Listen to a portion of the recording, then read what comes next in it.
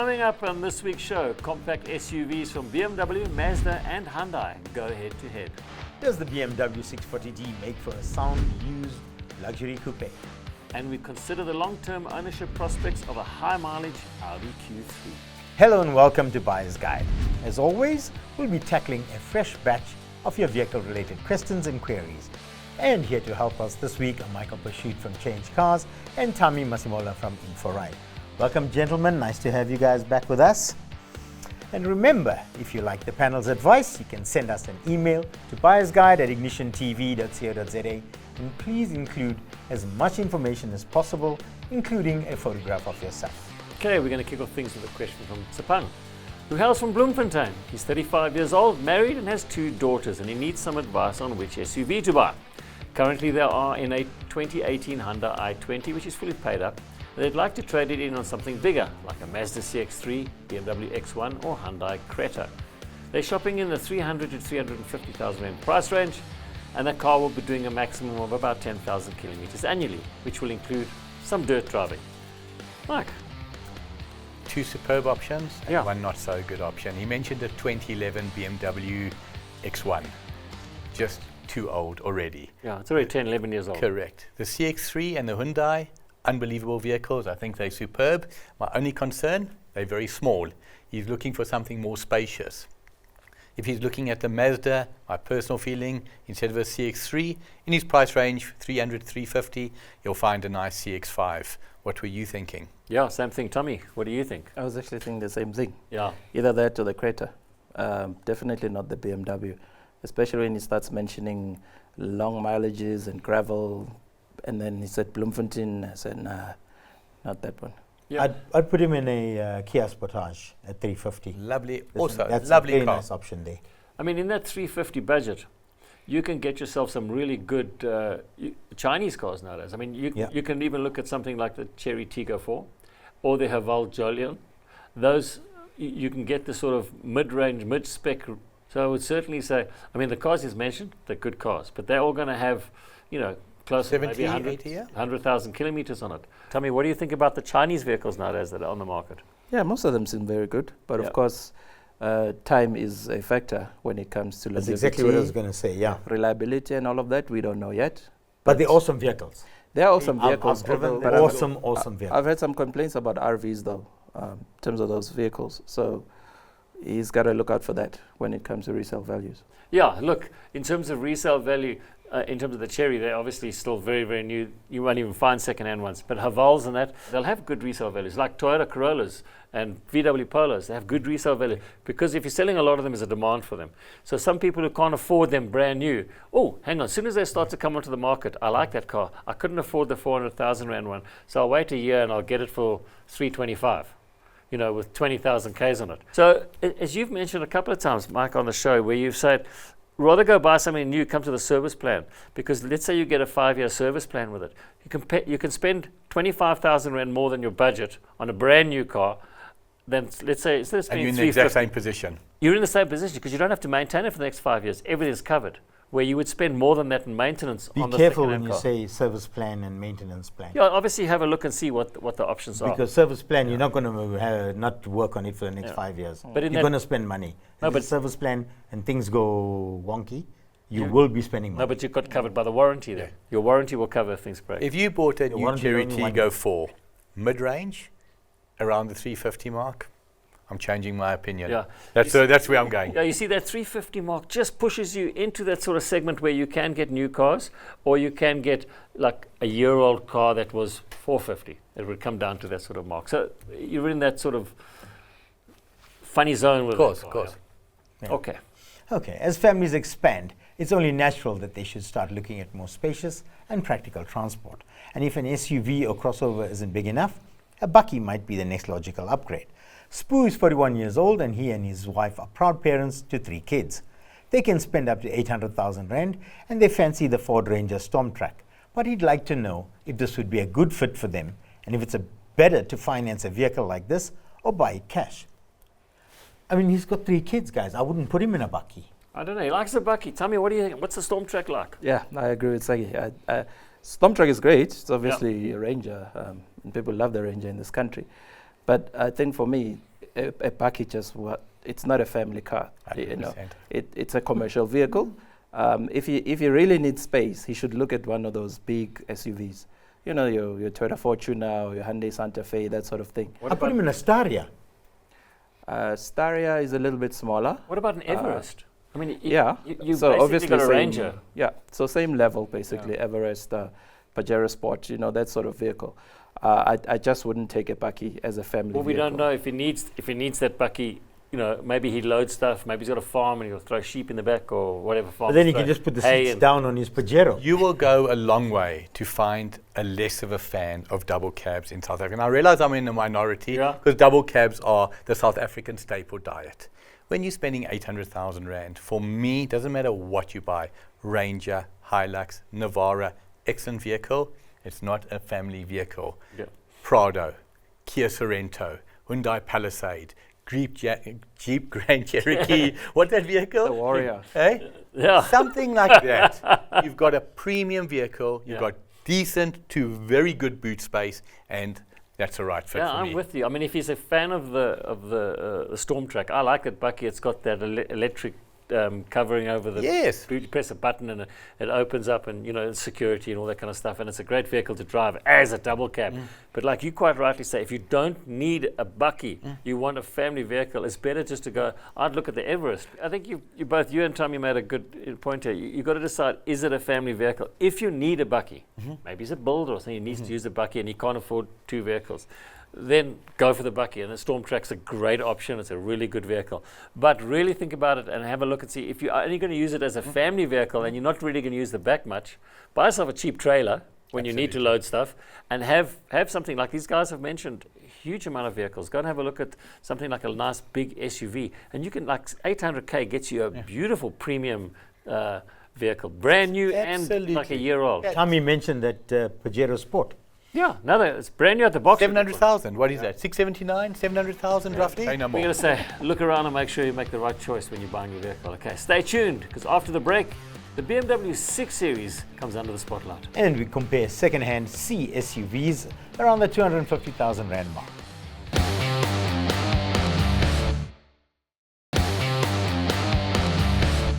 You're watching Buyer's Guide, and if you've just joined us, welcome to this week's show.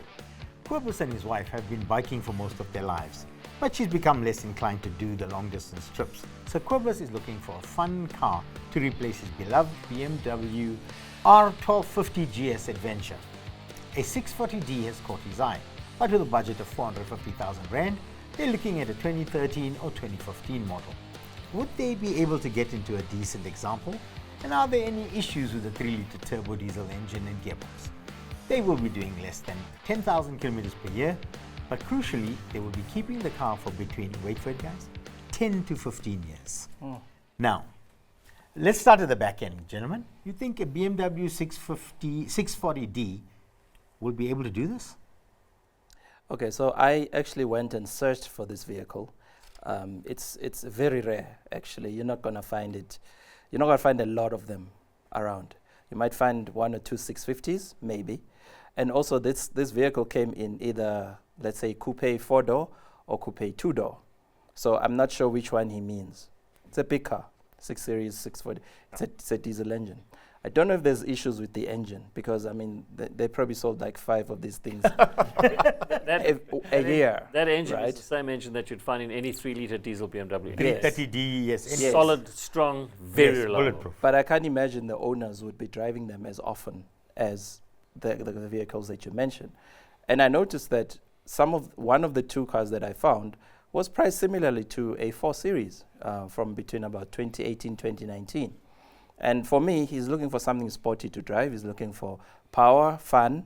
Obviously, it's a little bit smaller than the 6 Series, but it looks similar to the 6 Series. But it's So just him and his wife, Tommy. it is him and his wife. Just him and his wife. But yes. still, I mean, he might still be looking for a big vehicle. But I just thought the 4 Series coupe, even a Grand Coupe, would be more suitable than the 6 Series, which is basically like a unicorn. Mike? I think it's a superb choice personally. Look, Cobus is obviously an elder gentleman who's looking to remain forever young. I think those 6 Series are stunning. I'm not a huge BMW fan, not anti the product. I'm just not a BMW fan. You're just an ageist. That is the one product I Picking love. on The old 6 people, Series, I would recommend there, funny enough, the 640 petrol, 3-litre twin turbo. He's doing 10,000 kilometers a year. That car per se is not heavy on fuel, but one of the positives that I want to mention to Querbus, he spoke about a vehicle with 150,000 kilos. That type of vehicle, the previous owner will have used it for the similar type of mileage that he's looking to do. If you look carefully online, 60, 70,000, you'll find a 7-year-old vehicle easily in that price range, and it's magnificent. Yeah, I think I really think that the 6 Series is one of BMW's best looking cars, especially this particular year. And I remember having it on test and loved it. And the diesel version is the one I would go for because the proven reliability, great fuel consumption. I mean, you'll drive from Joburg to Cape Town nearly on a tank or two. Yeah. It's a timeless vehicle. It's a bit like a Mustang. Correct. You know, even if it's old, it'll still look good. It hasn't got any funny styling with it. It's much better looking tummy than a thing you wanted to do. Put him in that. But he's an older guy. He's a younger guy. Exactly. But this is the coupes thing. are cute, man. Yeah. But he did say, you're right, Tommy, because he did say fun car. Yeah. So See older people where they want to go, Tommy. the 6 Series is a definition of beautiful fun. car. Magnificent. It's a completely different interior. It's a premium car. And you're going to get a lot of car for your money. And like you said, the kind of person that buys that car, Cruise is a GT, it's a Grand Tourer, it's a great looking car. If you can find the unicorn like Tommy mentioned. Right, buy And it. the last thing, like Tommy said, it's a unicorn car, which is cool because when you drive it, people look and say, wow. And even in 10 years' time, they'll look at it and say, that was a I lovely. like the way Tommy says, only must be around 5 of them around. Yeah, so buy one of the It's a 5. lovely Buy car. one of the 5, yeah. And he did say he found one. Yeah, that is a couple. I looked But online. the mileage is too high on the one he found. Way too high. Yeah, look around, you'll find some, and you'll find they'll all be good. Okay, we're going to move on now from luxury coupes to mid-size SUVs. Niven is shopping in the 250,000 Rand mark and is keen to get into a Mazda CX-5, Honda CR-V, or Toyota RAV4. That he'll keep for 7 to 8 years. The vehicle will be doing about 20,000 Ks annually, so reliability and maintenance costs are critical. He adds that they have a 3-year-old, so space and practicality are essential. Tommy, start with you again. For me, all three. Yeah. Really. I think it's just a matter of personal choice. The CX-5 is excellent vehicle. It's obviously getting kind of long in the tooth, to be honest, but you know, it's still a really, really good car. The RAV4, excellent, bestseller in its segment. And obviously the CR-V. You're not really getting new CR-Vs at the moment, unfortunately. So he's going to have to search quite a bit on those vehicles. But they're brilliant. He's looking for a couple of years old. So there's all of those vehicles, there's a lot of them out there. So I think it's the kind of thing you do a bit of research and see which is the best deal, what are best bang for buck. Go and drive them all because they're all good no matter which one you bought. No, for me, the CR-V it'll be my number one choice again. Purely because of those magic seats and everything. It is the most spacious vehicle. What's The Mike think? 3-year-old. Mike, Must what do you do the 3-year-old. We're all in agreement. Easiest question of the day. Yeah. All 3 choices that he's identified. Maybe I can just add, he asked for some alternatives. Maybe buy a Fiat. No, I'm just kidding. How? I'm thinking something like either the Qashqai or the X-Trail. Again, just depending on the exact size he wants. But that would be his alternative. He's identified what he's looking for. Well, I personally think he's looking at most probably the 3 best SUVs on the market. No question. Second hand. They low risk, they're always reliable, they're all relatively they all offer the sort of same thing, except you just got to prefer, do you prefer Mazda, do you prefer Honda, do you prefer Toyota? If you're not fussed, go and drive them all and see what you prefer. But all of them are excellent vehicles. Okay, we'll be taking a short break, but when we return, we advise a viewer who'd like to hit the 500,000 kilometer mark in his Audi Q3.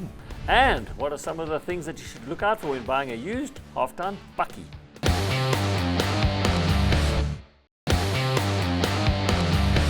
Welcome back to Buyer's Guide. Ray is the proud owner of a 2014 Audi Q3, which he bought brand new. It's the 2-litre diesel manual version, so it's quick and economical. And with, wait for it, 397,000 kilometers on the clock. It's also proved to be very dependable. Ray would like to know if he can expect continued reliable service from his Q3, or is he crazy to be confident his baby will take him to the 500,000 kilometers and beyond? Further, what do you guys think? I think this is a rhetorical question. Tommy. He's answered the question already. I love how he asked that question. will my baby take me to 500,000 kilometers? Am I crazy? Am I crazy? And beyond. I love it. I love it. Look, I mean, he's almost at 400. I don't know how he's done it, but especially since he says it loves being hammered. I'm assuming that's traveling over 100 kilometers per hour on the freeway. So he seems to be taking care of it. The service intervals, he never misses them. He loves, obviously, the mileage that it gives him. And I don't see why not. I mean, the next 100,000 Ks is going to be very critical. Look, obviously, as a car gets older, things do fail. 400,000 Ks on any car is a lot of mileage. But this just goes to prove that regular maintenance, like he says, he hasn't missed a service. Regular maintenance, you will get life out of your car. Mike, should he just sell the car and go buy something else, or just live with it? Because he's going to get nothing for it, is he? That car's worth anywhere 80 to 120,000, just depends who buys it. It's not exactly going to be in demand. Yes. I personally and respectfully disagree with you. I think he will get 500,000 Ks. I've said it before. A car doesn't go from being perfect and not giving problems to giving problems. We've discussed it. It gives you warning signs. What I would recommend to him, change his service intervals, which is already good, from 15,000 to 10,000.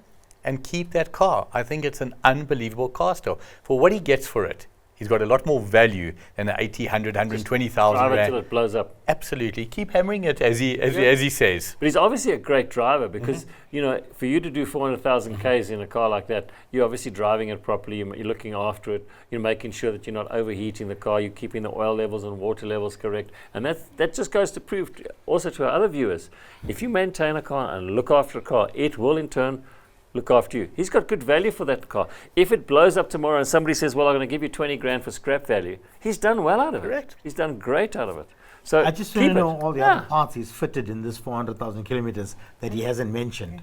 Well, That's it doesn't matter. It's got there. If he spent a fortune getting it there, it's got there. But It's what's very interesting as well for our viewers, just on what you've just touched on, a car's history. Service history is one component.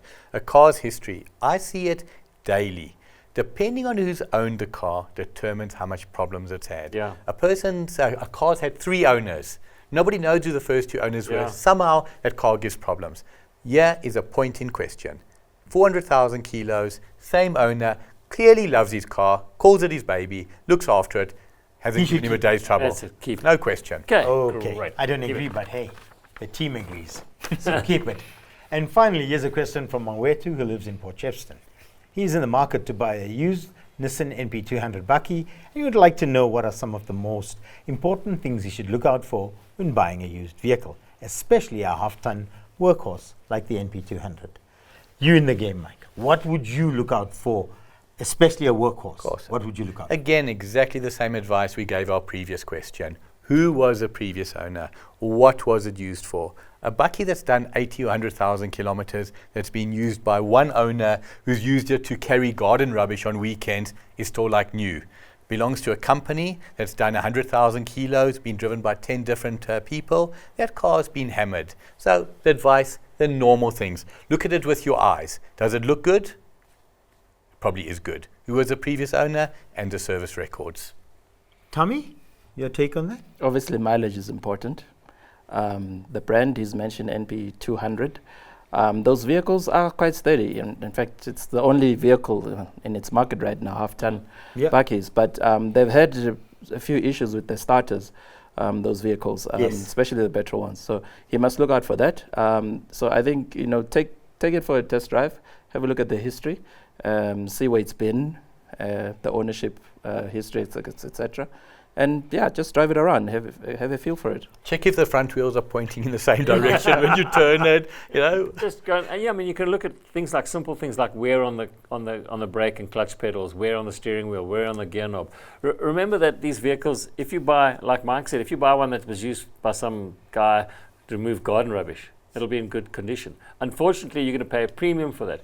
So there's a lot of them on the market, but some of them are garbage because they've been used by a courier company that did 500,000 Ks in 2 years, and then it went to some irreputable dealer somewhere who turned the mileage back, and now it's it shows 150,000 kilometers. So check for service history. Has the vehicle been serviced? Because a vehicle with 200,000 kilometers on it with a full service history could be much better than a vehicle with 80,000 kilometers and no service history and driven by an idiot. So you just got to look at the vehicle itself. There's lots of them to choose from. Do the homework, do the legwork, go and check them out. Don't buy the first one you come to, and don't buy the fantastic deal that you can find, that's 50,000 Rand less than everywhere else, because there's a catch there. And you know what? To just mention, and I know I'm hopping on this, but Adam just mentioned mileage being turned back, especially on the high miler buckies. Of course. Yeah. Because the vehicle looks like it's done 100,000 Ks.